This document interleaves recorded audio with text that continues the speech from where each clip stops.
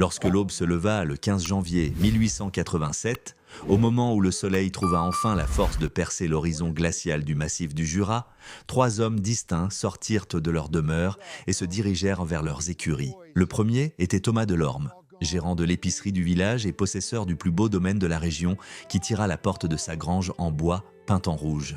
À l'intérieur, ses 18 chevaux gisaient complètement gelés dans leur stalles, leurs yeux écarquillés recouverts de givre, ayant expiré debout tels des statues taillées dans la glace. Le deuxième individu, Jonathan Cresson, un gaillard qui se vantait sans cesse de ses 20 années d'expérience dans l'élevage équin en Normandie, découvrit ces bêtes blotties les unes contre les autres dans un recoin, quêtant désespérément une chaleur qui n'est jamais apparue. 16 bêtes somptueuses avaient été anéanties au cours d'une seule nuit. Le troisième, le père Elias Lapierre, un curé qui garantissait toujours à ses fidèles que le Tout-Puissant pourvoirait à leurs besoins, tomba à genoux devant les dépouilles figées de ses 10 robustes chevaux de trait. Sans ces montures, sa famille serait incapable de labourer ses terres, de transporter ses marchandises, ou tout simplement de survivre jusqu'à la fonte des neiges printanières. Pourtant, à peine 1 kilomètre plus loin, sur l'exploitation la plus humble de tout le territoire, un vieil homme aux mains tremblantes de vieillesse marchait sans hâte en direction d'un monticule de terre recouvert de neige.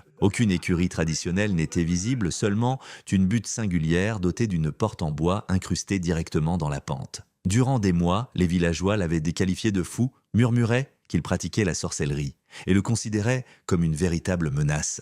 Il s'appelait Dmitri Volkov, le vieil immigré russe qui, soi-disant, enterrait son bétail vivant comme s'il s'agissait déjà de cadavres. Cependant, à l'instant même où il déverrouilla ce battant et s'engagea sur la rampe de terre compactée, une vague de vapeur tiède s'échappa dans l'air glacial, rappelant le souffle d'un dragon mythique. Sous la surface, sa douzaine de chevaux étaient des bel et bien vivants et parfaitement sereins, mastiquant joyeusement du foin sec, arborant un pelage lustré et des regards vifs et attentifs.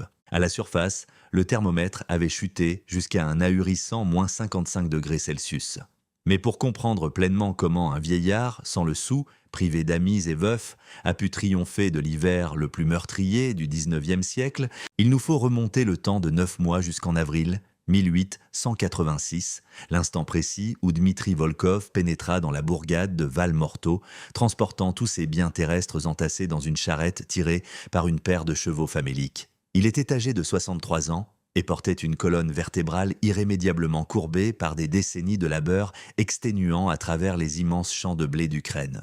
Son épouse adorée, Katia, avait succombé à une forte fièvre lors de leur pénible périple depuis le port de Marseille. Des années auparavant, à l'époque de l'ancien empire russe, il avait déjà perdu ses 3 garçons, le premier d'une grave maladie et les 2 autres alors qu'il servait dans les forces armées du tsar. Dmitri arriva complètement seul, ne possédant qu'un vocabulaire composé de quelques mots de français écorchés, 115 francs secrètement cousus dans la doublure de son épais manteau et une promesse solennelle faite à sa femme mourante. Obtenir un lopin de terre, bâtir un foyer et tout simplement survivre. L'agent domanial local lui octroya environ 65 hectares par le biais des concessions de terres agricoles, une parcelle que strictement personne d'autre ne convoitait en raison de son grand éloignement de la rivière, se distinguant par un sol rocailleux et aride où les vents mordants descendaient impitoyablement du nord. Comme il était incapable d'épeler son propre nom en utilisant l'alphabet latin, Dmitri parapha officiellement l'acte de propriété avec un simple X. Il passa ses premiers jours sur place à dormir en dessous de son chariot en bois, subsistant grâce à du pain rassis et s'abreuvant d'eau fraîche puisée dans le ruisseau voisin. Il parvint à creuser un minuscule abri troglodytique dans le flanc d'une colline, à peine assez vaste pour lui permettre de dormir recroquevillé sous une unique couverture. Il cultiva un très modeste potager, puis il commença tout bonnement à observer. Il remarqua avec attention la manière dont les bourrasques hurlantes balayaient les plaines dégagées sans le moindre obstacle pour freiner leur élan. Il étudia de près la façon dont les maisons à ossature bois de ses voisins grinçaient et tremblaient sous l'assaut de chaque rafale violente.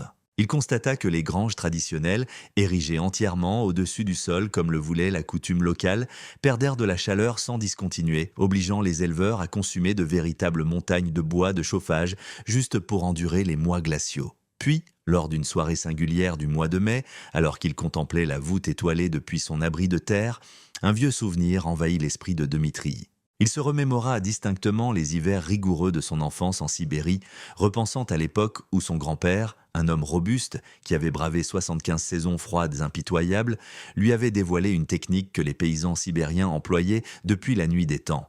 Il creusait des étables souterraines, exploitant la tiédeur constante et naturelle de la terre elle-même, concevant des refuges enfouis où le bétail pouvait prospérer sous des températures qui massacreraient aisément n'importe quelle créature laissée à la merci des vents arctiques. Son aïeul avait l'habitude de lui répéter « La terre est la mère de chacun d'entre nous », et tout comme n'importe quelle bonne mère, elle maintient ses enfants au chaud dans son étreinte. De bon matin, dès le jour suivant, Dimitri fit tout le trajet à pied jusqu'au bourg, avec la ferme intention de dépenser ses ultimes francs pour acquérir des outils indispensables. Debout, à l'intérieur de la boutique de Thomas Delorme, un commerçant corpulent arborant une moustache cirée et un élégant gilet en soie, il utilisa son français rudimentaire pour réclamer une pelle, une pioche, du bois de soutènement solide et un tonneau de clous. Delorme le dévisagea de la tête aux pieds, évaluant aisément l'extrême pauvreté du vieillard en examinant ses vêtements grossièrement rapiécés et les trous qui perçaient directement ses bottes, avant de lui demander exactement ce qu'il comptait construire. Rempli de fierté pour son entreprise à venir, Dimitri fit de son mieux pour s'expliquer. Il allait bâtir une grange souterraine pour que ses chevaux survivent à l'hiver. Delorme poussa un rire retentissant qui résonna sur tous les murs de l'établissement. Il fit immédiatement signe à 2 autres clients pour qu'ils puissent écouter ce vieux fou qui désirait enterrer ses bêtes vivantes. Jonathan Cresson, l'éleveur normand prétentieux, se moqua de lui en plein visage, déclarant que les chevaux avaient exigé de l'air frais, une lumière solaire abondante et suffisamment d'espace au-dessus de leur tête pour secouer leurs crinières. Les enfouir sous terre ne serait qu'une lente condamnation à mort, insista Cresson, affirmant qu'il finirait avec des champignons se développant dans leurs poumons et une pourriture humide s'installant profondément dans leurs os. Le père Lapierre, qui achetait par hasard une réserve de cierges pour sa paroisse, secoua la tête avec une pure pitié et promit qu'il prierait pour l'âme de l'immigré déboussolé, concluant que le chagrin profond d'avoir perdu son épouse avait manifestement fait perdre la raison à ce pauvre bougre. Dimitri ne répliqua pas et il ne tenta aucunement de les persuader. Il régla simplement la facture pour son matériel, un montant total de 62 francs et 50 centimes qui laissa sa bourse pratiquement vide et entama la longue marche de retour vers sa ferme sous le radieux soleil de mai. Les rumeurs ont tendance à se propager comme une traînée de poudre à travers les petits villages reculés de la campagne française. Lorsque le dimanche arriva, l'ensemble de la communauté catholique avait eu vent de l'aliéné d'origine russe qui s'affairait à creuser une tombe monumentale pour ses propres bêtes de trait. Les villageoises chuchotaient qu'il devait s'agir d'une sorte de rituel païen ou peut-être de sombre sorcellerie importée directement des contrées obscures de l'Europe de l'Est. Les hommes mettaient simplement cela sur le compte d'une bêtise absolue, le percevant comme un énième nouveau venu ignorant voué à mourir de froid durant son premier hiver, car il refusait obstinément d'écouter les gens du coin qui comprenaient véritablement ce terroir. Mais à ce stade, Dimitri était totalement sourd au commérage du monde extérieur. Il avait appris il y a bien longtemps que l'arrogance humaine ne garde pas le bétail au chaud et que les belles paroles ne servent absolument à rien pour stopper une bourrasque glaciale. Il avait 12 chevaux qui dépendaient de lui pour se nourrir, une saison hivernale terrifiante en approche qu'il devait vaincre, et le souvenir de son grand-père résonnant doucement dans son esprit. Creuse en profondeur, bâtie solidement et place ta foi dans la terre. Si vous regardez ceci en ce moment même et que vous croyez que la sagesse intemporelle de nos aînés possède bien plus de valeur que l'orgueil des gens modernes, n'hésitez pas à vous abonner à cette chaîne. Nous sauvons activement les récits incroyables que l'histoire a tenté d'effacer. Les témoignages d'hommes et de femmes modestes qui ont triomphé d'obstacles impossibles sans rechercher la moindre fanfare ni éloge public. Assurez-vous de cliquer sur ce bouton rouge d'abonnement, car la suite de cette histoire va vous démontrer exactement comment Mère Nature récompense ceux qui lui témoignent du respect, tout en punissant brutalement ceux qui décident d'ignorer ses lois. Le labeur physique commença officiellement lors de la toute première semaine de juin, juste au moment où le gel quitta enfin le sol, rendant la terre suffisamment meuble pour être pelletée sans fracasser ses outils.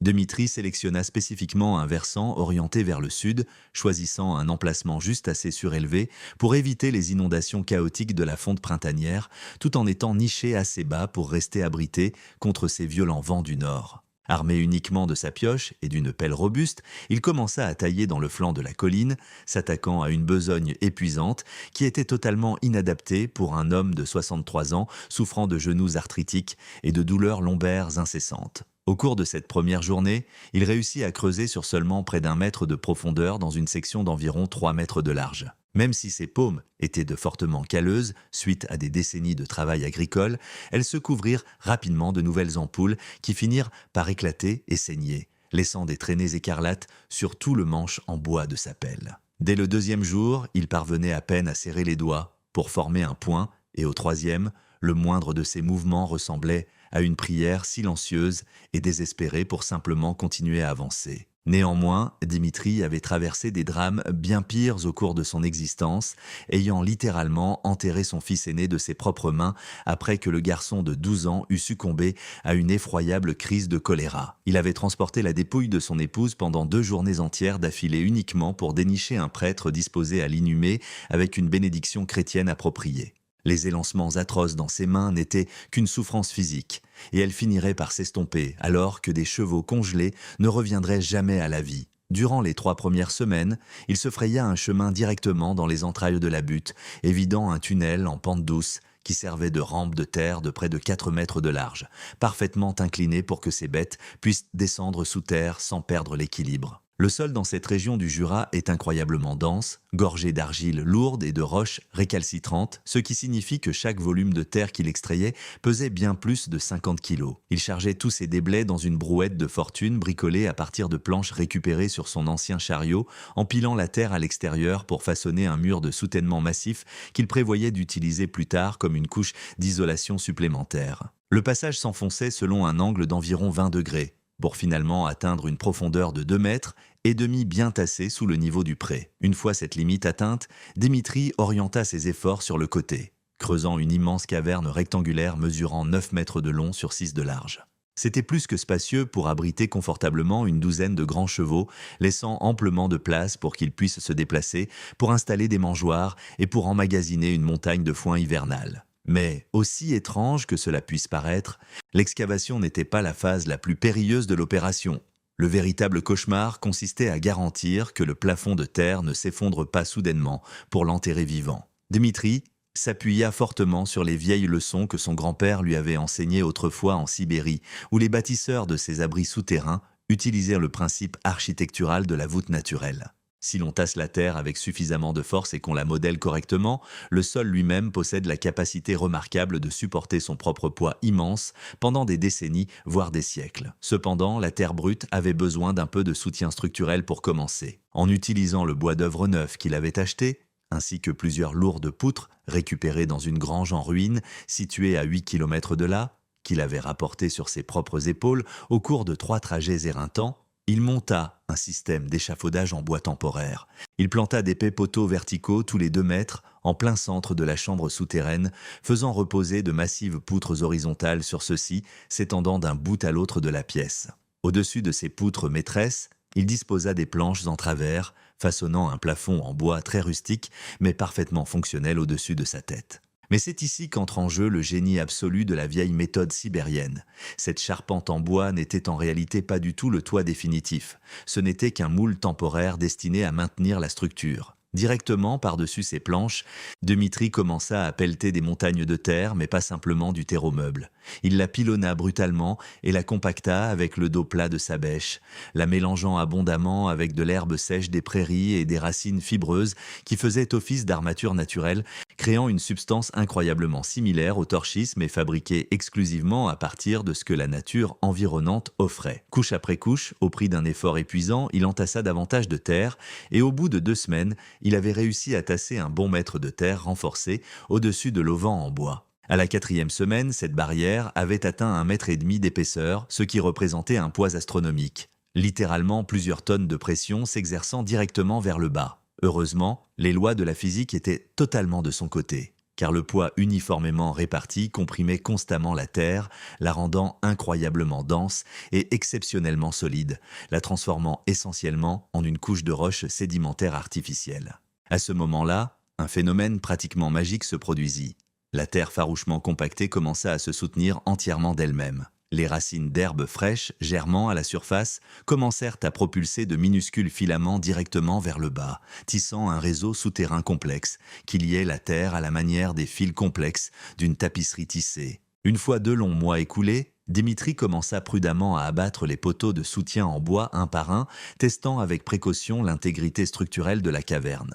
Le toit de terre tint parfaitement bon, la terre tassée ayant durci avec succès pour former une voûte naturelle sans le moindre défaut. Les principes intemporels de l'architecture antique, les concepts d'ingénierie exacte qui permirent aux Romains d'ériger leurs immenses aqueducs et qui donnèrent aux Perses les moyens de construire des glacières du désert appelés Yakshal, fonctionnaient désormais activement grâce aux mains calleuses d'un vieux paysan russe dans les plaines désolées du Jura. Mettre un toit au-dessus de leur tête n'était que la première étape, car Dimitri avait parfaitement compris que le secret ultime pour rester au chaud ne consistait pas seulement à emprisonner l'air chauffé à l'intérieur, mais à exploiter activement l'énergie thermique profonde et constante de la Terre elle-même. En s'enfonçant de 2 mètres et demi sous la couche arable, la température du sol reste remarquablement constante tout au long de l'année, fluctuant généralement entre 7 et 12 degrés Celsius selon la latitude exacte. En surface, l'air ambiant pouvait facilement chuter à moins 50 degrés pendant un blizzard ou grimper jusqu'à 38 degrés étouffant à la mi-juillet,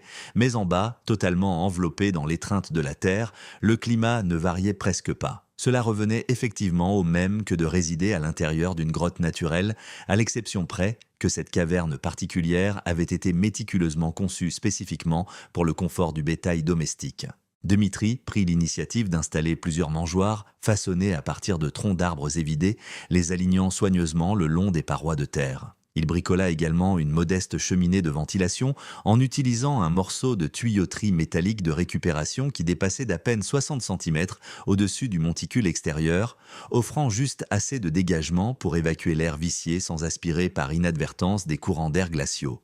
Quant à l'entrée principale, cette large rampe de terre s'inclinant vers le bas, telle la gorge béante d'un géant endormi, il l'équipa d'un système à double porte, plaçant un lourd portail en bois à l'extérieur et un épais rideau de toile à l'intérieur pour former un sas qui procurait une isolation supplémentaire exceptionnelle. Vers la mi-août, après 3 mois brutaux d'un labeur absolument solitaire, son bunker équin souterrain était enfin achevé. Dimitri avait déboursé précisément 58 francs et 75 centimes pour ses matières premières, achetant les poutres de soutien en bois, les clous en fer, le tuyau d'aération en ferraille et une paire de lourdes charnières pour sa porte d'entrée. Tout le reste avait pris forme uniquement grâce à ses 2 mains, son dos endolori et sa détermination pure et inébranlable.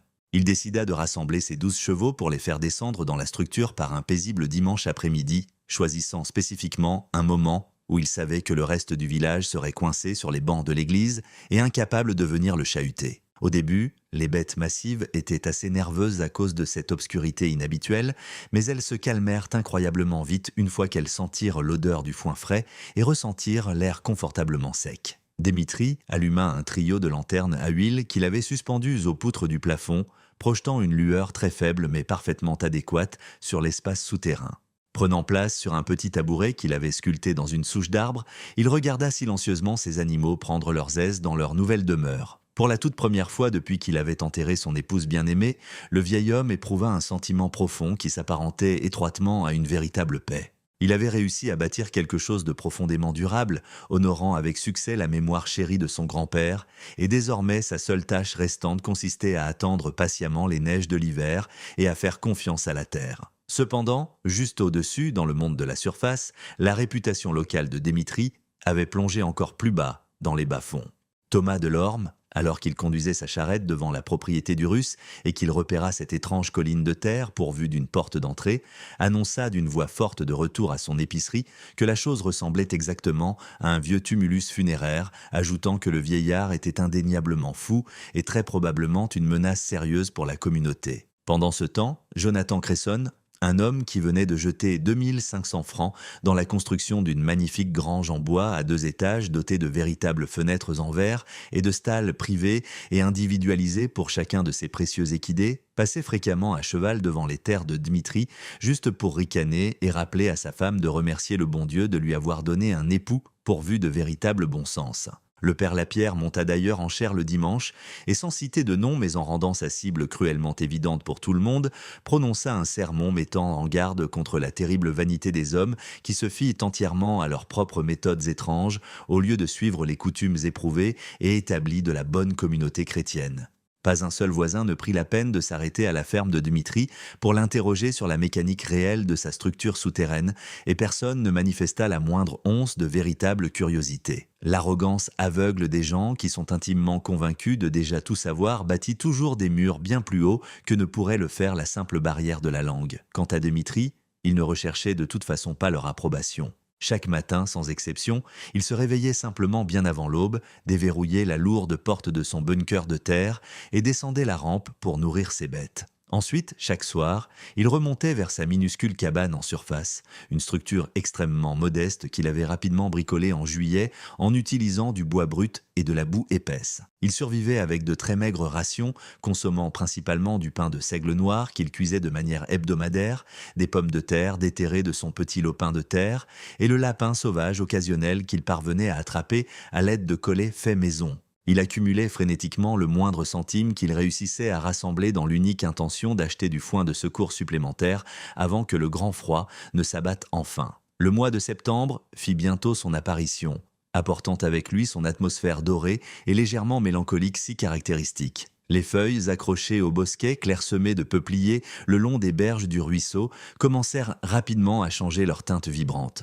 D'immenses volées d'oies sauvages se mirent à voler plein sud, voyageant en formation si dense qu'elle masquait littéralement le soleil de midi. Les véritables anciens du village, les montagnards endurcis qui avaient déjà survécu à 20 ou 30 hivers brutaux dans le Jura, commencèrent à scruter le ciel avec une angoisse profonde et grandissante. Il y avait des signes troublants partout, comme les écureuils locaux qui amassaient agressivement beaucoup plus de noix qu'à l'accoutumée. Les castors près de la rivière s'affairaient à construire des barrages nettement plus hauts et considérablement plus épais que les années précédentes. Même les troupeaux de chevaux sauvages migraient visiblement vers les vallées abritées et hautement protégées plusieurs semaines plus tôt que leur calendrier habituel. Mère Nature, opérant avec sa sagesse silencieuse et ancestrale, hurlait absolument de sévères avertissements que seuls quelques individus triés sur le volet savaient réellement déchiffrer. Dimitri, qui avait pratiquement maîtrisé l'art de lire ces mêmes indicateurs naturels autrefois dans les steppes russes gelées, redoubla immédiatement ses préparatifs. Il sortit et acheta 6 tonnes complètes de foin séché. Bien plus de fourrage que ce que sa douzaine de chevaux nécessiterait lors d'une saison classique, et entassa le tout au fond de son abri souterrain, empilant les ballots jusqu'au plafond de terre sur toute la moitié arrière de la pièce. Il acheta de lourds tonneaux débordant d'avoine brute, colmata méticuleusement chaque fissure laissant passer les courants d'air dans sa cabane en surface, et ensuite il se contenta d'attendre. Les premières vagues de froid mordant s'abattirent sur le territoire en octobre, arrivant bien plus tôt que quiconque ne l'avait prévu. Un matin particulier, les habitants se réveillèrent pour découvrir que toutes les flaques de boue étaient recouvertes d'une couche de glace aussi fine et fragile qu'une vitre. Les toutes premières chutes de neige, incroyablement légères et d'une beauté presque tragique, recouvrirent les vastes plateaux sous un manteau blanc immaculé qui semblait trompeusement inoffensif. Sur sa propriété, Thomas Delorme alluma les poêles en fonte installés à l'intérieur de sa grange massive, brûlant agressivement du bois de chauffage en chêne de première qualité qu'il avait fait venir de loin à un coût financier exorbitant. Jonathan Cresson s'affairait à sangler des couvertures hautement spécialisées et faites sur mesure sur le dos de ses équidés de pure race, utilisant des étoffes tissées à partir de la laine de mouton la plus fine disponible dans sa région natale de Normandie. Pendant ce temps, le père Lapierre organisa rapidement une grande chaîne de prières, implorant le Tout-Puissant de veiller à ce que l'hiver imminent fasse preuve de miséricorde envers les familles démunies dispersées à travers la région. Sur sa modeste concession, Dimitri était occupé à inspecter son bunker de terre chaque jour sans exception. Il constata avec une immense satisfaction que la température intérieure se maintenait de façon stable aux alentours de 9 degrés Celsius, tenant bon même lorsque le thermomètre à l'extérieur dégringolait à un cinglant moins 6 degrés. Il n'eut besoin d'aucun feu de cheminée rugissant, et il n'eut pas non plus à s'encombrer de couvertures en laine pour chevaux. Ces robustes chevaux de trait, irradiant leur propre chaleur corporelle naturelle et parfaitement protégés par des tonnes de terre épaisse, étaient exceptionnellement confortables. Leur respiration lourde ne se condensait même pas en d'épais nuages de vapeur blanche, tout simplement parce que l'air ambiant autour d'eux n'était pas assez glacial pour provoquer la réaction. Ils mangeaient dans une tranquillité absolue, lapant l'eau fraîche d'un grand abreuvoir que Dimitri remplissait manuellement 2 fois par jour en utilisant de lourds seaux en métal rapportés directement du ruisseau voisin. Il s'agissait d'un labeur physique incroyablement éreintant et brise d'eau, sans aucun doute, mais le système fonctionnait à la perfection. Il fonctionnait avec une simplicité pure et magnifique qui aurait littéralement tiré des larmes de fierté aux yeux de son grand-père. Mais voilà que novembre s'installa enfin, apportant avec lui les tout premiers indicateurs indéniables que cela n'allait absolument pas être une saison froide, ordinaire et banale. Le 5e jour de novembre, la température ambiante s'effondra de manière spectaculaire pour atteindre moins 18 degrés Celsius en l'espace de moins de 3 heures. Le vent brutal du nord s'abattit sur eux telle une armée d'invasion complètement invisible, hurlant violemment à travers les plaines dégagées avec une fureur terrifiante qui faisait trembler les vitres de façon incontrôlable dans leur cadre. Au fond de la grande écurie de Thomas Delorme, ces chevaux de concours commencèrent véritablement à frissonner violemment sans tenir compte des feux ardents qui brûlaient continuellement à l'intérieur de 2 poêles en fonte distincts. Le bardage en bois, quelle que fût l'épaisseur et la robustesse du bois, ne parvenait tout bonnement pas à stopper le vent cinglant. La moindre petite fissure, chaque jointure microscopique située entre les planches de bois, permettait activement au froid mortel de s'infiltrer à l'intérieur, tout comme de l'eau glaciale se déversant à travers un lourd filet de pêche. Poussé par un pur désespoir, Delorme consuma pour la somme effarante de 15 francs de bois de chauffage d'excellente qualité en l'espace d'une seule nuit, alimentant frénétiquement les poêles métalliques pour maintenir le rugissement des flammes. Au moment où le soleil pointa enfin le bout de son nez, 2 de ses plus vieux destriers présentaient ouvertement les signes caractéristiques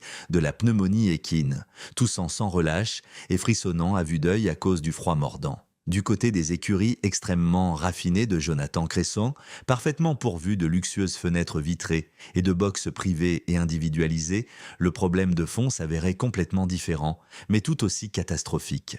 L'édifice en bois était incontestablement magnifique à regarder, certes. Cependant, il avait été intégralement conçu en privilégiant l'esthétique visuelle, plutôt que de se concentrer sur une survie brutale et extrême. Ces gigantesques panneaux de verre, qui laissaient une si merveilleuse et chaleureuse lumière solaire inonder la pièce durant les mois printaniers, s'étaient brusquement métamorphosés en d'immenses gouffres hémorragiques, perdant la chaleur interne. Cresson cloua frénétiquement de lourdes planches de bois par-dessus les vitres fragiles dans un état de panique absolue.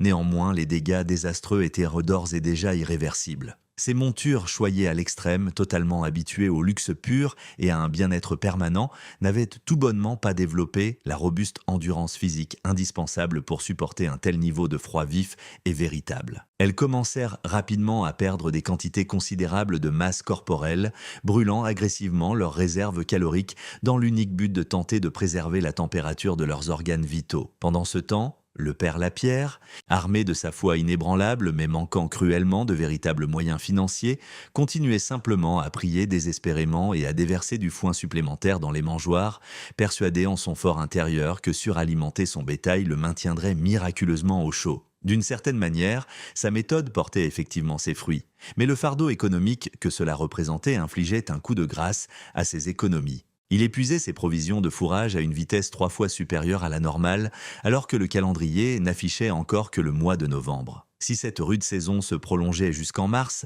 comme cela se produisait si fréquemment dans le massif du Jura, il se retrouverait totalement à court de nourriture hivernale d'ici février, ce qui garantirait pratiquement à ses bêtes une mort par famine. A l'inverse, Dimitri observait sereinement la manière dont son refuge souterrain réagissait à la chute vertigineuse des températures, affichant la curiosité détachée d'un homme de science chevronné. Tandis que l'air extérieur s'était effondré jusqu'à avoisiner les moins 18 degrés Celsius, profondément à l'intérieur de son abri, le thermomètre en verre qu'il avait fixé sur la paroi de terre affichait un confortable 8 degrés. Le climat intérieur n'avait chuté que d'un minuscule degré Celsius. La terre brute, dotée d'une masse physique presque inconcevable, agissait très exactement comme une gigantesque batterie thermique, rayonnant avec une extrême lenteur toute la chaleur solaire qu'elle avait emmagasinée durant les mois d'été, repoussant ainsi efficacement le redoutable assaut hivernal. Se tenant calmement dans l'environnement tiède et faiblement éclairé de la cavité, ses chevaux ne montraient pas le moindre signe de détresse physique.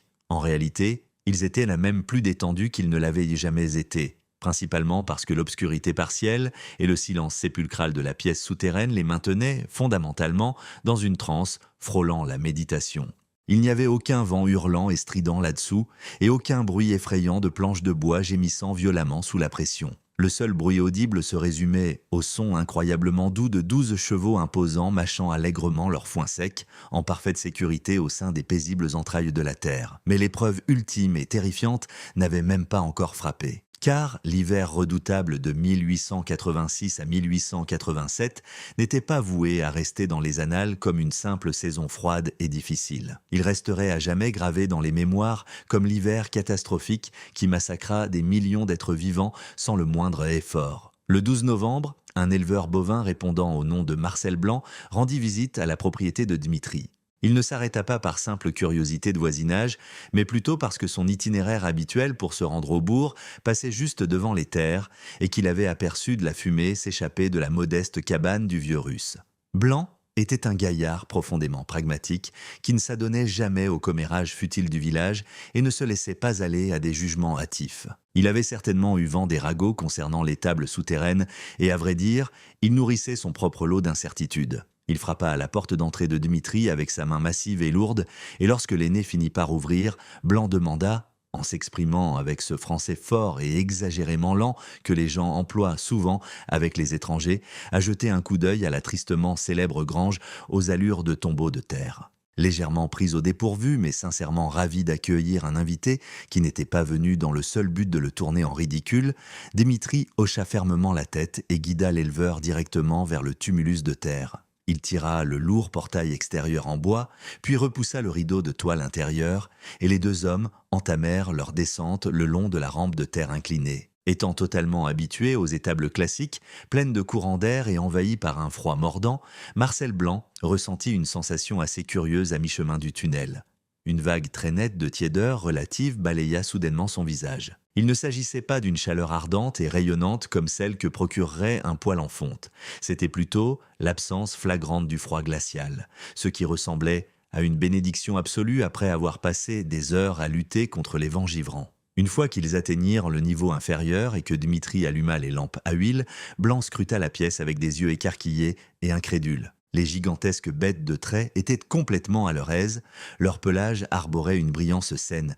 Il n'y avait pas la moindre particule de givre accrochée aux parois de terre et aucune brume épaisse ne se condensait dans l'air. Il plaqua sa paume nue directement contre la paroi d'argile et réalisa immédiatement qu'elle n'était pas du tout gelée. Elle était simplement fraîche au toucher, rappelant fortement l'intérieur d'une cave à légumes souterraine. L'agriculteur resta totalement sans voix pendant une longue et lourde minute. Finalement, il lui demanda combien de stères de bois Dmitri devait brûler pour maintenir un tel niveau de chaleur. Secouant la tête, le vieil homme répliqua « Absolument aucun. Il n'y avait pas de feu ici-bas, juste la terre à l'état brut. » Blanc leva les yeux vers le plafond renforcé, inspectant activement les lieux à la recherche d'un appareil de chauffage dissimulé, mais il n'y avait vraiment rien. Il s'enquit ensuite du coût global de la construction. Dressant ses doigts couverts de callosité, Dmitri lui donna le chiffre exact, 58 francs et 75 centimes. Blanc avait déboursé la somme faramineuse de 1500 francs pour bâtir sa propre écurie en bois, et son troupeau tremblotait en ce moment même dans ses loges. Un changement visible s'opéra sur le visage buriné de l'éleveur.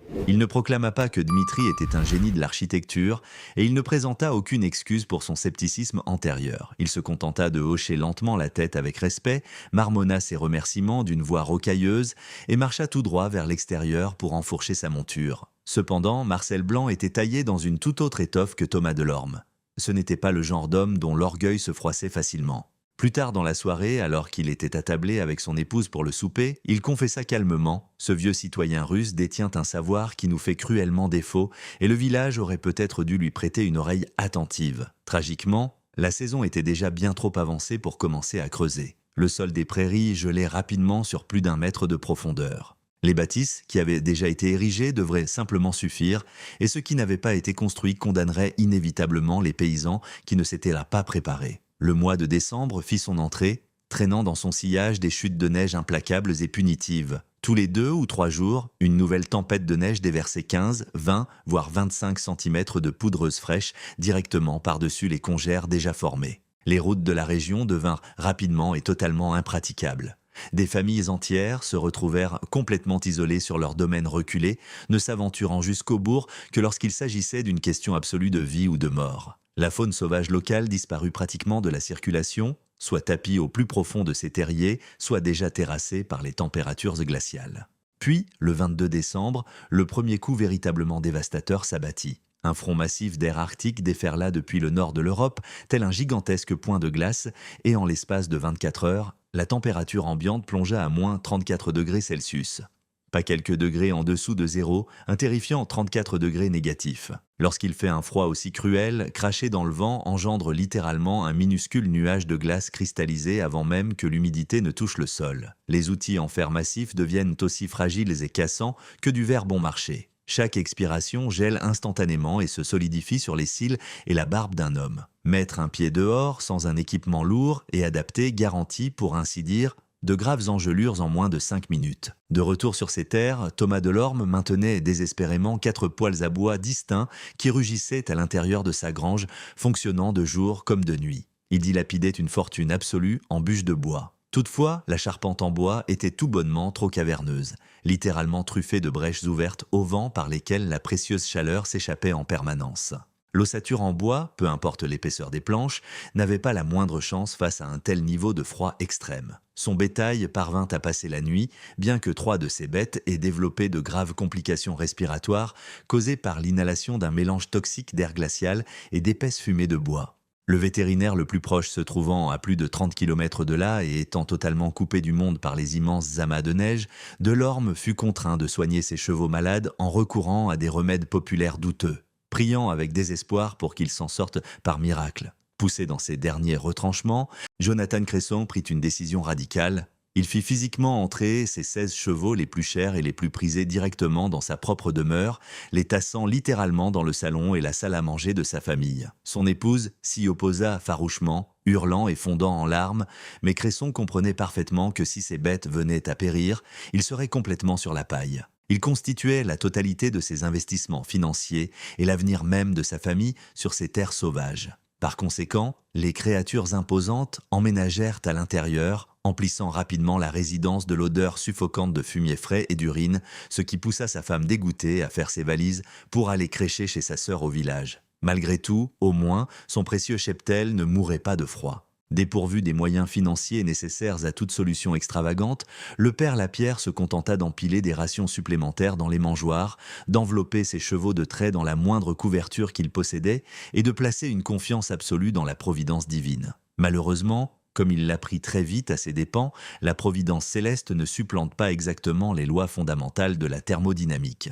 3 de ses plus vieux chevaux de trait commencèrent très vite à dépérir. En contraste flagrant, Dimitri maintint sa routine, rendant visite à son bunker de terre 2 fois par jour. Chaque matin, il descendait la rampe en transportant de lourds seaux d'eau du ruisseau qu'il devait désormais tailler de force avec une lourde hache parce que le cours d'eau était emprisonné sous 15 solides centimètres de glace. À la tombée de la nuit, il redescendait une fois de plus pour examiner les bêtes et lancer du foin frais. À chaque fois qu'il déverrouillait cette lourde porte et pénétrait à l'intérieur, le contraste radical était absolument stupéfiant. À la surface, le paysage était un véritable enfer de glace, mais en contrebas, il n'y avait que de la tranquillité. Naturellement, la température intérieure avait très légèrement baissé pour atteindre un peu plus de 5 degrés Celsius, mais elle se maintenait de façon incroyablement stable. Elle ne subissait pas ces variations violentes et chaotiques entre chaleur torride et gel mordant qui accablaient les écuries en bois chauffées au poêle. Il s'agissait simplement d'une fraîcheur douce et extrêmement gérable que les lourds chevaux, munis de leurs épais manteaux d'hiver, pouvaient facilement endurer sans la moindre once de tension physique. Ils continuaient à manger de bon appétit, à boire de l'eau en abondance et à se reposer confortablement. Et puis, le mois de janvier fit son apparition. C'était précisément le mois que les pionniers endurcis de toute la région redoutaient depuis le début. Car ces sombres indicateurs automnaux n'avaient pas menti. Ceux-ci étaient véritablement destinés à être l'hiver du jugement dernier. La toute première semaine de janvier inaugura des bourrasques hurlantes chronométrées à près de 100 km par heure, charriant une poudreuse si incroyablement fine qu'elle parvenait à se frayer un chemin à travers chaque fissure et interstice imaginable. Les fenêtres vitrées se retrouvèrent totalement emprisonnées dans de solides congères blanches depuis l'extérieur. Les lourdes portes en bois devaient littéralement être déblayées à la pelle chaque matin sans exception, rien que pour pouvoir être entr'ouvertes. Et le froid extrême ne fit que s'intensifier. Moins 40 degrés Celsius, moins 45. Les experts en météorologie basés dans les grandes villes de l'Est, qui possédèrent de véritables équipements scientifiques, enregistraient des températures terrifiantes dont ils n'avaient pas été témoins depuis des décennies. En revanche, dans les fermes reculées et isolées du massif jurassien, il n'y avait aucun météorologue sophistiqué à consulter.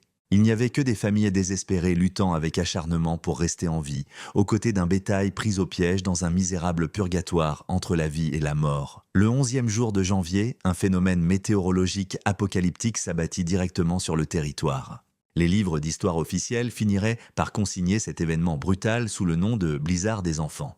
Une appellation tragique due au nombre si important de jeunes élèves morts de froid en tentant de rentrer chez eux à pied depuis leurs écoles de campagne. Cependant, pour les éleveurs de la région, on s'en souviendrait à jamais tout simplement comme le jour où la grande faucheuse s'est promenée librement à travers les plaines dégagées. Un mélange catastrophique de températures extrêmes et de rafales féroces généra un facteur de refroidissement éolien mortel qui stagna à moins 55 degrés Celsius. Lorsque le thermomètre chute à ce niveau si critique, la chair humaine exposée gèle totalement en moins de 60 secondes. Les poumons peuvent subir des lésions tissulaires permanentes et irréversibles par le simple fait d'inhaler un air aussi vicieusement glacé. Et le bétail, dépourvu d'un abri adéquat, tombe tout bonnement raide mort sur le champ. À l'intérieur de la majestueuse grange de Thomas Delorme, bien que 4 poêles en fonte tournaient à plein régime, la bataille était d'ores et déjà perdue. Le nombre de stères de bois qu'il jetait dans les flammes n'avait absolument plus aucune importance. Le froid mordant prenait tout bonnement le dessus. Certes, les chauffages parvenaient à préserver de minuscules poches de tiédeur juste à côté de la fonte, mais le reste de l'immense pièce affichait une température mortelle. Les chevaux désespérés s'agglutinaient étroitement autour des brasiers, se poussant si près que quelques-uns finirent par roussir leurs propres crins. Pourtant, s'en éloigner signifiait une mort certaine. Durant la nuit angoissante qui s'étira du 11 au 12, tandis que Delorme et ses garçons se relayaient pour ravitailler frénétiquement les flammes toutes les 2 heures, totalement épuisés et noyés dans le désespoir, les bêtes situées le plus loin de la chaleur commencèrent à s'effondrer. Un premier s'écroula, puis un autre suivit rapidement. À l'aube, lorsque suffisamment de lumière grisâtre filtra enfin pour évaluer les dégâts, 18 destriers grandioses gisaient complètement morts ou vivaient leurs ultimes instants d'agonie. Quelques-uns avaient littéralement gelé sur place directement dans leurs stalles individuelles. D'autres s'étaient étouffés avec la quantité colossale de fumée épaisse crachée par les poêles à bois au point que leurs poumons avaient tout simplement lâché. Delorme, un homme fier qui se vantait constamment de son immense fortune et de ses talents de négociant, s'effondra directement sur le sol de terre battu de son écurie et pleura de façon incontrôlable comme un petit garçon. Il ne versait pas des larmes uniquement à cause de l'effarante ruine financière qui était indéniablement dévastatrice, mais par pur sentiment d'impuissance insurmontable. Il avait procédé exactement selon les règles de l'art, du moins en était-il intimement persuadé. Il avait investi des sommes d'argent faramineuses pour régler le problème et avait travaillé sans prendre une seule seconde de répit. Et pourtant, tous ses efforts n'avaient même pas suffi. Pendant ce temps, Jonathan Cresson, ayant entassé son bétail directement dans son salon, avait réussi à les abriter des rafales glaciales, mais avait involontairement engendré toute une série de nouvelles catastrophes. L'une des bêtes massives, fortement agitée par l'étroitesse des lieux et cet environnement étrange, renversa violemment une lampe à pétrole durant la nuit du 12 janvier. Le combustible se répandit partout et les flammes coururent immédiatement sur le plancher. Cresson parvint de justesse à étouffer l'incendie avant que sa demeure entière ne soit réduite en cendres, mais pas avant que 2 de ses précieux équidés ne subissent d'horribles brûlures. De plus, au milieu de cette panique chaotique, alors que les portes d'entrée étaient de grandes ouvertes pour évacuer la fumée aveuglante, le froid arctique s'engouffra à l'intérieur avec une violence terrifiante. Au moment où le soleil se leva le 13, 3 de ces magnifiques montures avaient trépassé, pas nécessairement foudroyées par la température brute elle-même, mais terrassées par les complications désastreuses provoquées par le chaos pur et simple. Cresson s'affala sur les marches de son perron à moitié carbonisé, fixant d'un regard vide les carcasses raides qu'il venait de traîner dehors dans la neige, s'interrogeant profondément sur la manière dont son existence avait pu dégringoler jusqu'à ce point précis. Il était là, en tant qu'expert chevronné, qui avait fièrement élevé de nobles chevaux pendant 2 bonnes décennies en Normandie, complètement anéanti par son tout premier véritable hiver jurassien. Quant au père Lapierre, il perdit le chiffre déchirant de 7 de ses 10 chevaux de trait entre le 11 et le 14 du mois. Il n'avait tout simplement pas l'arsenal financier nécessaire pour livrer bataille contre Mère Nature lorsqu'elle débarqua sous sa forme la plus absolument cruelle. Il inhuma les bêtes colossales dans la neige avec des larmes glacées qui se figeaient contre ses joues, se demandant désespérément quel terrible péché il avait bien pu commettre pour mériter un châtiment divin aussi cruel.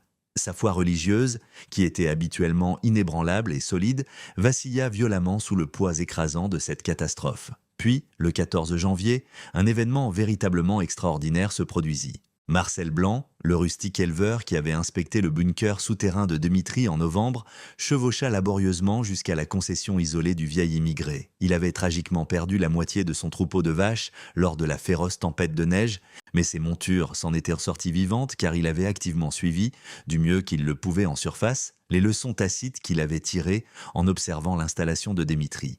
Isoler massivement, réduire drastiquement l'espace de vie et calfeutrer agressivement le moindre courant d'air mortel. Blanc avait matériellement barricadé les 3/4 de sa grange, parquant ses bêtes dans un enclos très confiné où leur chaleur corporelle naturelle et combinée pouvait jouer en leur faveur. C'était loin d'être un système irréprochable, mais cela les avait maintenus en vie. Il fit le trajet spécifiquement pour remercier le vieil homme. Néanmoins, en arrivant, il tomba sur un spectacle hautement inattendu. Stationnés directement devant la minuscule cabane de Dmitri, se trouvaient 4 lourdes charrettes aux côtés de plusieurs chevaux attelés. Le murmure étouffé de voix s'échappait de l'intérieur de la bicoque. Marcel frappa fermement à la porte en bois. Lorsque Dmitri l'ouvrit, Blanc aperçut nul autre que Thomas Delorme, Jonathan Cresson et le père Lapierre debout juste derrière le vieillard. Ils étaient assis là, ces mêmes 3 citoyens éminents qui s'étaient cruellement moqués du russe fou, rassemblés autour de la table en bois brut de Dmitri, sirotant paisiblement un thé chaud infusé à base d'herbes sauvages de la région. Toute discussion s'éteignit brusquement à la seconde où Marcel franchit le seuil. L'atmosphère de la minuscule pièce était incroyablement chargée de tension et d'un sentiment de honte profondément palpable. Thomas Delorme fut le tout premier à briser ce lourd silence. Son timbre de voix, habituellement si imprégné d'une autorité arrogante et d'une assurance retentissante, paraissait totalement brisé. Il avoua « J'ai perdu 18 bons chevaux ». Nous avons englouti notre dernier sou pour acheter du bois. Nous avons essayé la moindre astuce que nous connaissions et cela n'a tout de même fait absolument aucune différence.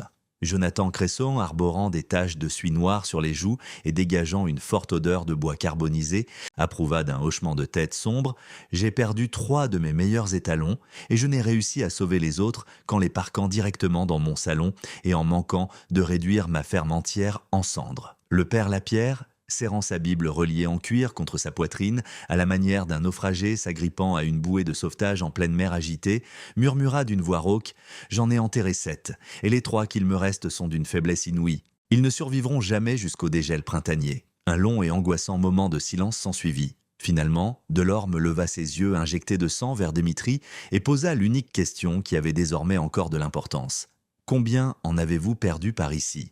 Se tenant silencieusement près de son petit poêle en fonte, son visage buriné sculpté de rides aussi profondes que les ravins de la région, Dmitri répliqua dans son français lent, très délibéré et approximatif « Absolument aucun. La totalité de mes 12 chevaux respirent encore, ils vont parfaitement bien. Ils mangent leur foin, boivent leur eau et dorment paisiblement. La terre les garde au chaud. » Une incrédulité totale envahit instantanément les visages de ces 3 invités désespérés. Delorme exigea fondamentalement de voir le miracle de ses propres yeux. Ainsi, conservant le flegme tranquille d'un homme qui n'a plus absolument rien à prouver, mais qui respecte profondément la puissance incontestable des preuves tangibles, Dmitri enfila son épais manteau d'hiver et guida les 4 hommes tout droit vers le monticule recouvert de poudreuse.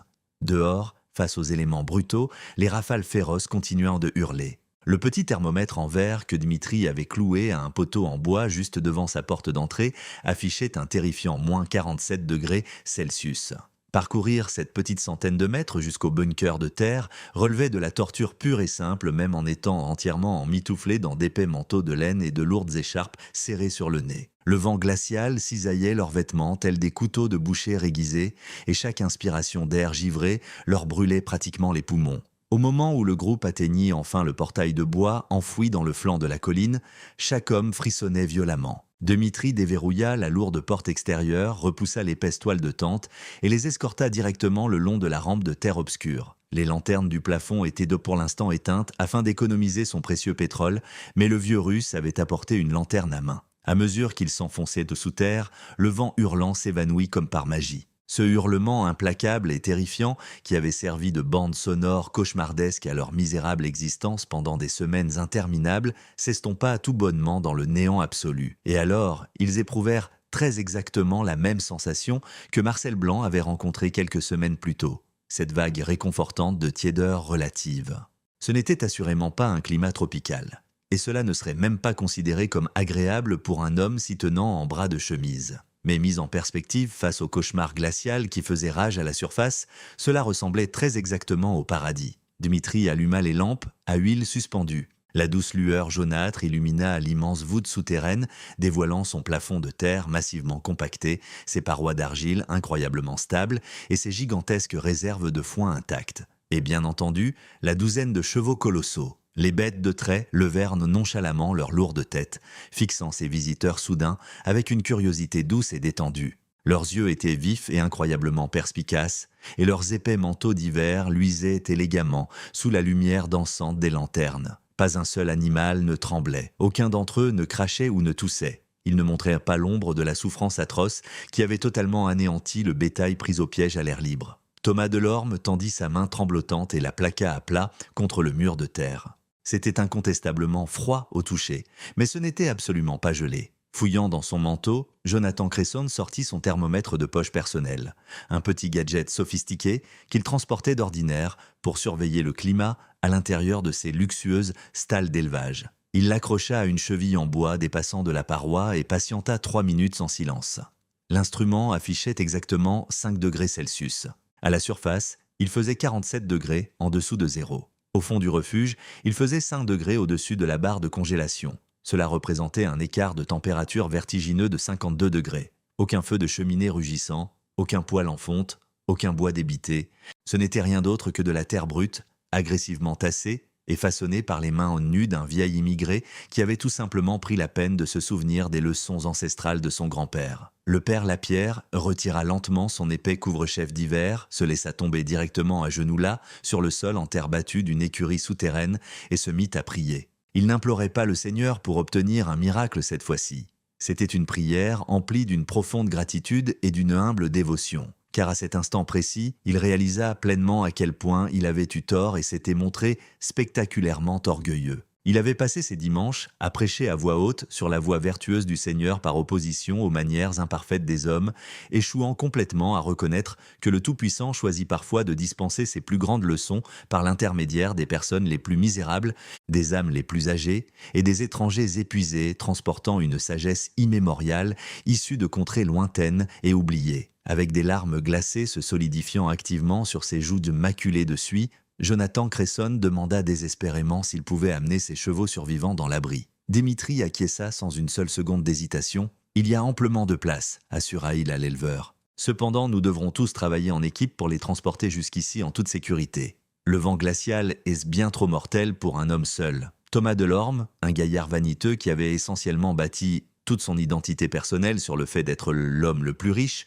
le plus prospère et le plus instruit de la contrée, fut forcé d'avaler la pilule d'orgueil la plus amère à laquelle il ait jamais été confronté dans son existence. S'exprimant dans un murmure à peine audible, il demanda « Seriez-vous disposé à m'enseigner comment creuser l'une de ces choses avant que le prochain hiver n'arrive ?» Dmitri resta planté là, à dévisager les 3 figures éminentes qui s'étaient moquées de lui auparavant, lui avaient ri au nez et l'avaient étiqueté comme un aliéné et un adepte de la magie noire. Il aurait très bien pu les renvoyer gelés dehors. Il aurait pu savourer une douce vengeance, les rabaissant avec des remarques tranchantes et rancunières. Mais Dmitri Volkov était un homme qui avait personnellement pelleté la terre sur les tombes de ses 3 fils et de sa tendre épouse. Il avait survécu à des famines brutales et à des guerres sanglantes. Il avait appris à ses dépens que la vie d'un homme est bien trop éphémère pour nourrir un orgueil toxique et infiniment trop précieuse pour être gaspillée dans de petites vengeances puériles. Alors, il adressa simplement un lance-signe de tête affirmatif et déclara dans son français approximatif mais parfaitement limpide « Oui, je vous montrerai comment faire. Mais pour le moment, allez récupérer vos bêtes rescapées. » Il ne reste absolument plus de temps pour une vanité insensée pendant que la faucheuse fait les 100 pas dehors. Au cours des 48 heures suivantes, en exécutant une opération de sauvetage incroyablement dangereuse et épuisante physiquement, les hommes réussirent à rapatrier les équidés survivants appartenant à Cresson et Lapierre, ainsi que les 2 dernières bêtes respirant à peine du troupeau de Delorme, directement dans la cavité de terre. Chaque aller-retour à travers la plaine s'apparentait à un pari véritablement mortel. Ils durent emmailloter lourdement les colossales bêtes dans d'épaisses couvertures, attacher des sacs en toile de jute sur leur tête pour protéger leurs yeux sensibles et leurs naseaux des rafales acérées et les guider à l'aveuglette à travers ce désert de glace. Deux des chevaux à bout de force s'effondrèrent en plein trajet et durent littéralement être traînés par la force des bras sur le reste du chemin. Quoi qu'il en soit, lorsque la tempête s'apaisa enfin, 22 chevaux supplémentaires étaient en parfaite sécurité sous la couche d'humus gelé, serrés les uns contre les autres dans un espace que Dimitri avait initialement prévu pour une douzaine seulement, mais indéniablement en vie. La caverne de terre se métamorphosa rapidement en une véritable arche de survie souterraine. Les hommes enchaînèrent des relais éreintant 24 heures sur 24 pour s'assurer que les énormes animaux restaient nourris et abreuvés. Dimitri, faisant totalement abstraction de son âge avancé, travailla plus dur que chacun d'entre eux, enseignant aux plus jeunes comment rationner le foin avec une efficacité maximale, comment percer la glace du ruisseau sans tomber dedans, et très exactement comment gérer le tuyau d'aération métallique pour prévenir les accumulations de gaz mortels sans laisser malencontreusement s'échapper leur précieuse chaleur. Et une évolution pour le moins miraculeuse s'opéra au fond de cette pièce de terre. Les immenses cloisons sociales séparant ces hommes se désintégrèrent totalement. Delorme, le magnate arrogant et fortuné, se retrouva à pelleter du crottin coude à coude avec l'immigré pauvre et en haillons. Cresson, le fanfaron spécialiste équin normand, admit ouvertement qu'il ignorait absolument tout de la façon de maintenir un cheptel en vie dans de véritables conditions arctiques.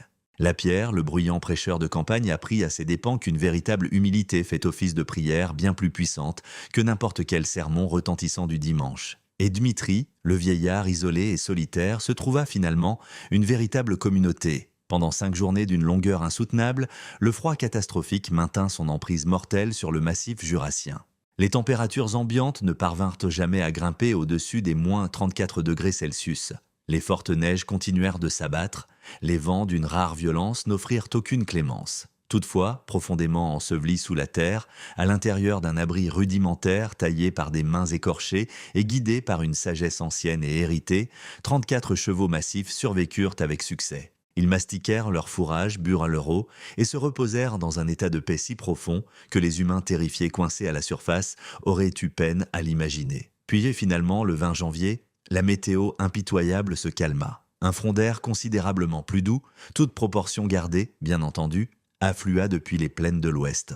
Le mercure remonta lentement vers les moins 23, puis bondit jusqu'à moins 18 et finalement, par un miracle absolu, atteignit 5 degrés au-dessus de zéro. Les bourrasques stridentes s'apaisèrent enfin. Le soleil radieux perça les nuages pour la toute première fois en plus d'une semaine, projetant ses rayons dorés sur un paysage qui avait été violemment transformé en un océan de neige d'une blancheur aveuglante s'étirant à perte de vue vers l'horizon. Les pâturages familiers étaient complètement méconnaissables, ensevelis sous des amas de neige titanesques s'élevant à près de 5 mètres de haut, là où les tempêtes les avaient accumulés. Mais le cauchemar était officiellement terminé. La vague la plus meurtrière était enfin passée. Les hommes en lambeaux rampèrent hors du bunker de terre, ressemblant très exactement à des mineurs de fond exténués s'extirpant d'un puits effondré. Ils clignèrent frénétiquement des yeux face à la lumière solaire douloureusement éblouissante, après avoir passé de si longues heures coincés dans la pénombre. Ils balayèrent l'horizon du regard et contemplèrent l'ampleur d'une dévastation pure et absolue. Les granges de bois parsemant le lointain étaient sévèrement abîmées. Une poignée de toitures en bois s'était complètement effondrée sous le poids astronomique de la poudreuse tassée. Des kilomètres de clôtures de délimitation étaient intégralement engloutis par les congères. Et rayonnant dans toutes les directions possibles, il y avait des histoires effroyables de pertes considérables. La famille Dupont, installée à environ 5 kilomètres plus à l'est, avait perdu chaque tête de bétail qu'elle possédait. Les frères Martin, situés au nord, avaient purement et simplement abandonné leur ferme, fuyant à pied vers le bourg au plus fort du blizzard et laissant tout leur gagne-pain derrière eux mourir de froid. Les premières estimations suggéraient qu'environ 50% de la population équine de la région avait été anéantie. Une proportion stupéfiante de 90% des bovins laissés à paître dans les prairies ouvertes avaient gelé sur pied. C'était un désastre agricole aux proportions véritablement bibliques. Mais là-bas, sur la minuscule concession aride appartenant aux vieux fous d'immigrés russes, chaque dernier cheval respirait encore. Au cours des semaines suivantes, alors que la saison froide s'étirait mais avec une fureur nettement moins meurtrière, la rumeur concernant le miraculeux abri de terre de Dmitri se répandit comme une véritable traînée de poudre. Des paysans désespérés venus de cantons complètement différents firent des kilomètres à cheval dans le seul but d'observer la structure de leurs propres yeux. Dmitri escorta patiemment chacun d'entre eux en bas de la rampe, usant de son français rudimentaire mais hautement efficace pour exposer les principes architecturaux fondamentaux, creuser assez profondément pour exploiter la chaleur géothermique de la planète, tasser la terre avec une force inouïe pour établir une toiture solide, ventiler l'air vicié sans aspirer de courants d'air mortels, et toujours utiliser l'entrée principale comme un sas lourdement isolé. Quelques individus prenaient frénétiquement des notes dans de petits carnets en cuir. D'autres se tenaient simplement là, le regardant avec une admiration absolue. Lorsque le dégel printanier frappa enfin en avril et que les vastes prairies commencèrent doucement à reverdir, 7 familles locales distinctes avaient d'ores et déjà commencé à creuser leur propre refuge souterrain. Thomas Delorme, s'appuyant fortement sur son immense aisance financière mais désormais doté d'un tout nouveau sens de profonde humilité, engagea officiellement Dmitri en tant que conseiller architectural principal et entreprit d'excaver la plus vaste écurie souterraine de tout le territoire, capable de loger confortablement 40 impressionnantes bêtes de trait. Il régla fièrement à Dmitri la coquette somme de 250 francs pour les plans sur mesure, ce qui représentait plus d'argent comptant que le vieillard n'en avait eu entre les mains depuis de nombreuses années. Jonathan Cresson fit un bref trajet en train pour redescendre en Normandie afin d'y liquider spécifiquement tous ses actifs restants dans le sud, revenant avec la détermination farouche de s'installer de manière permanente dans le Jura, mais cette fois-ci en faisant les choses correctement. Il creusa son propre abri d'argile, un peu plus restreint mais d'une incroyable praticité. Et plus personne ne l'entendit jamais se vanter de façon arrogante de sa prestigieuse expertise en matière d'élevage. Le père Lapierre intégra habilement l'incroyable récit de Dimitri directement dans ses sermons dominicaux, utilisant l'événement comme une parabole vivante et percutante au sujet de la véritable humilité et de la façon dont la plus grande sagesse provient souvent des sources les plus inattendues. Toute la communauté montagnarde avait assimilé une leçon brutale que seule Mère Nature, opérant sous son jour le plus cruel, était capable d'inculquer. Le savoir authentique qui sauve des vies ne s'achète pas avec de lourds sacs d'or. Il ne provient pas non plus d'années d'expérience acquises sous des climats radicalement différents, pas plus qu'il ne découle d'une foi aveugle et irréfléchie. Il jaillit directement d'une observation minutieuse, d'une humilité profonde et d'une volonté sincère de se taire pour apprendre de ceux qui ont réussi à survivre avant notre arrivée. Dmitri Volkov vécut encore 17 années paisibles dans les plaines. Il s'éteignit tranquillement dans son sommeil au cours du rude hiver de 1903, mourant à l'âge vénérable de 80 ans au cœur même de la minuscule cabane de bois qu'il avait bâtie de ses 2 mains. Ses voisins le découvrirent le lendemain matin reposant confortablement dans son lit, arborant une expression de paix absolue sur son visage profondément ridé. Il fut inhumé dans le cimetière paroissial du village, sa tombe marquée par une stèle funéraire extrêmement modeste affichant uniquement son nom et les dates où il foula cette terre, sans rien de plus. Son héritage remarquable, en revanche, lui survécut largement. Vers l'an 1910, plus de 40 bunkers souterrains fonctionnels pour le bétail étaient disséminés à travers le canton, chacun d'entre eux étant lourdement inspiré de ses plans originaux. La technique sibérienne révolutionnaire s'étendit rapidement aux territoires de voisins, étant constamment peaufinée et améliorée, tout en conservant toujours fermement les principes d'ingénierie fondamentaux du vieux russe. Et bien que ces cavernes de terre aient fini par devenir obsolètes face aux gigantesques granges modernes pourvues d'une isolation industrielle et de systèmes de chauffage électrique très coûteux, il subsiste encore en réalité une poignée de ces abris souterrains originels pleinement opérationnels aujourd'hui, bien plus d'un siècle plus tard, éparpillés à travers les Alpes et les Vosges. Ils se dressent comme des témoignages silencieux et impérissables de la sagesse tranquille d'un vieil agriculteur immigré qui a simplement pris la peine de se rappeler exactement ce que son grand-père lui avait enseigné sous le ciel étoilé et glacial de Sibérie. Des histoires fantastiques, comme l'épopée de Dmitri Volkov, servent à nous rappeler avec force des vérités intemporelles et éternelles que notre société extrêmement moderne jette si fréquemment aux oubliettes.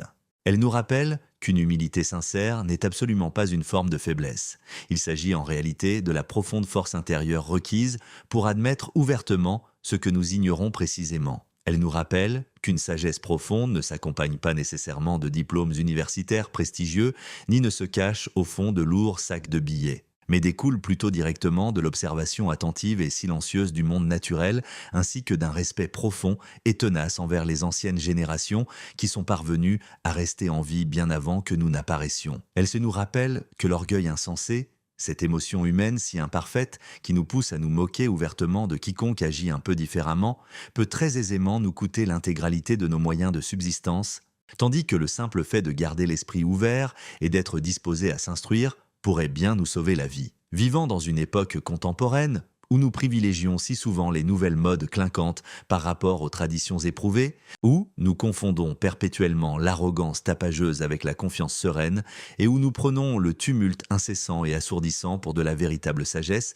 nous avons désespérément besoin de davantage d'histoires, exactement comme celle-ci. Nous devons sans cesse nous souvenir que les humbles hériteront de la terre, non pas en raison d'un mandat divin abstrait et magique, mais tout bonnement parce qu'ils incarnent précisément ce genre d'individus qui observent en silence, s'instruisent avec ardeur, s'adaptent promptement et réussissent à survivre longtemps après que les fiers et les arrogants ne soient morts de froid. Si ce récit incroyable de justice poétique, de rédemption durement gagnée et de sagesse ancestrale et intemporelle écrasant l'arrogance moderne a réussi à toucher quelque chose au fond de votre cœur aujourd'hui, s'il vous a rappelé avec succès qu'il existe bel et bien une autre voie possible au-delà du vacarme assourdissant et de l'orgueil ridicule de notre époque actuelle, alors j'ai besoin que vous fassiez 2 petites choses rapides pour moi. Premièrement, n'hésitez pas à pulvériser ce bouton j'aime qui se trouve juste en dessous de cette vidéo, car chaque pouce en l'air indique directement à l'algorithme de YouTube que des histoires fabuleuses comme celle-ci, des récits débordant d'humilité sincère et de sagesse authentique,